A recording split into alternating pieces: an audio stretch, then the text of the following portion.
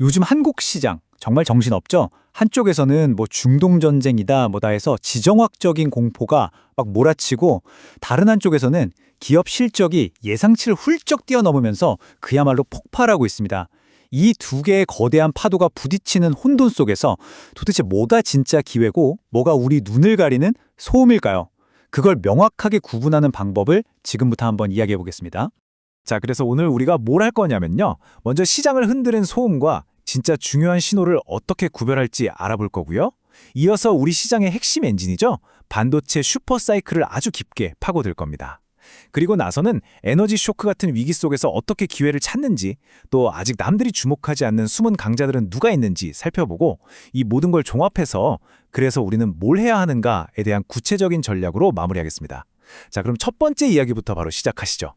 좋습니다. 지금 모든 투자자들이 딱 마주하고 있는 정말 강력하면서도 서로 완전히 반대 방향을 가리키는 두 가지 이야기가 있어요. 이걸 먼저 짚고 넘어가야 합니다. 이런 헤드라인 딱 보면 어떠세요? 심장이 덜컥 내려앉죠. 이게 바로 시장에 계속해서 울려 퍼지는 소음입니다. 투자자들의 심리를 직접적으로 때리면서 공포랑 불확실성을 키우는 거죠. 제가 20년 동안 시장을 겪어보니까요. 이런 소음은 단기적으로 주가를 확 흔들 수는 있어도 시장의 큰 방향 자체를 바꾸지는 못하더라고요. 자, 그런데 바로 여기에 우리가 진짜 집중해야 할 명확한 신호가 터집니다. 57조 원. 와, 이 숫자. 그냥 어닝 서프라이즈네? 이 수준이 아니에요. 시장의 모든 비관적인 예상을 그냥 박살내버리고 한국 경제 밑바탕에 흐르는 이 펀더멘탈이 얼마나 강한지를 그냥 숫자로 증명해버린 겁니다. 이게 진짜죠. 결국 질문은 딱 하나로 모아집니다. 여러분의 소중한 포트폴리오, 이 단기적인 공포에 반응하게 두실 건가요? 아니면 이 거대한 펀더멘털의 신호를 믿고 가시겠습니까? 이 선택이 앞으로 여러분의 계좌 수익률을 결정하게 될 겁니다. 자, 그럼 이제 시장의 가장 강력한 신호, 바로 반도체 이야기를 한번 들어가 보시죠. 다들 이번에는 다르다고 하는데 도대체 뭐가 어떻게 다른지 한번 제대로 살펴보겠습니다. 이 표가 진짜 핵심인데요. 보세요. 과거랑 지금이랑 게임의 룰이 완전히 바뀌었다는 걸 보여줍니다. 예전엔 PBR, 그러니까 공장을 몇 개나 가졌냐, 이 자산 가치가 중요했어요. 근데 이제는 PER, 즉 앞으로 돈을 얼마나 잘 벌 거냐, 이 이익 성장성이 모든 걸 결정한다는 거죠. 왜냐? AI라는 거대한 수요가 나타나면서 이제 반도체는 그냥 경기를 타는 산업이 아니라 구조적으로 성장하는 산업으로 체질이 완전히 바뀐 겁니다. 바로 이 리레이팅이라는 단어 꼭 기억하셔야 합니다. 이게 뭐냐면 시장이 아예 평가의 잣대를 바꿔버리는 거예요. 맨날 꼴찌하던 학생이 갑자기 전교 1등 성적표를 가져온 것과 같아요. 그럼 선생님들이 얘는 원래 공부 잘하는 애였구나 하고 다시 보게 되겠죠. 2019년에 TSMC가 AI 시대를 맞아서 기업 가치가 폭발적으로 재평가받았던 게 바로 이 리레이팅 때문입니다. 그리고 지금 그 현상이 한국 반도체에서 일어날 조짐이 보이고 있다는 거죠. 그리고 이 차트가 바로 그 리레이팅이 왜 필요한지를 그냥 숫자로 딱 보여주는 겁니다. 증권사들이 내놓은 40조 원이라는 예상치, 이건 옛날 잣대, 그러니까 경기 순환 논리로 본 거예요.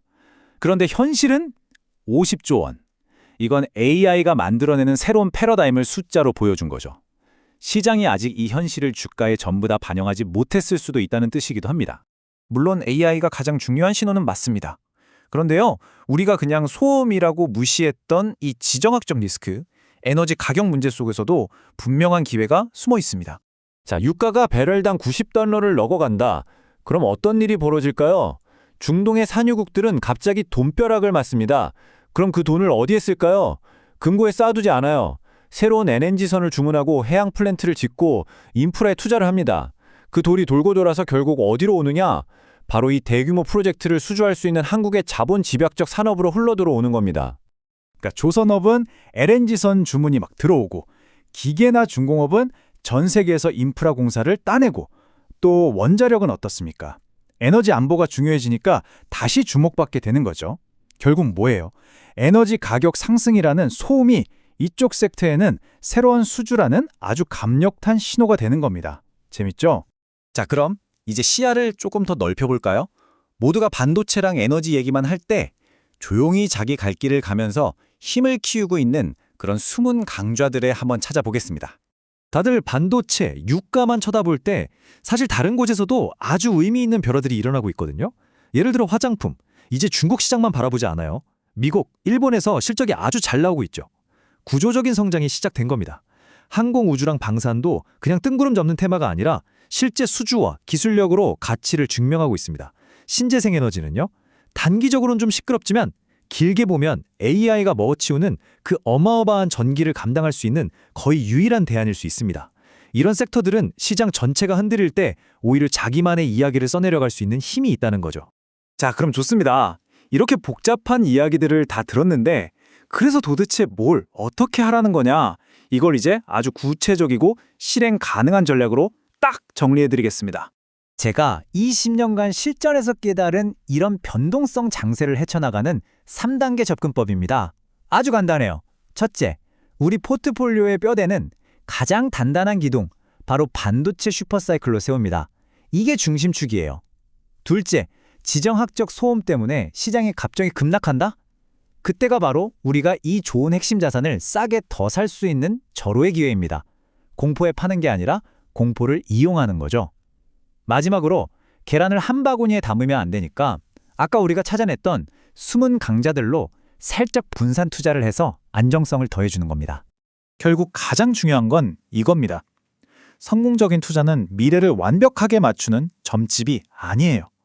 끊임없이 밀려오는 파도에 맞춰서 현명하게 서핑을 하는, 즉 대응을 하는 거죠. 오늘 제가 말씀드린 수많은 소음과 신호들, 여러분의 포트폴리오는 지금 어떤 신호에 반응하고 계신가요?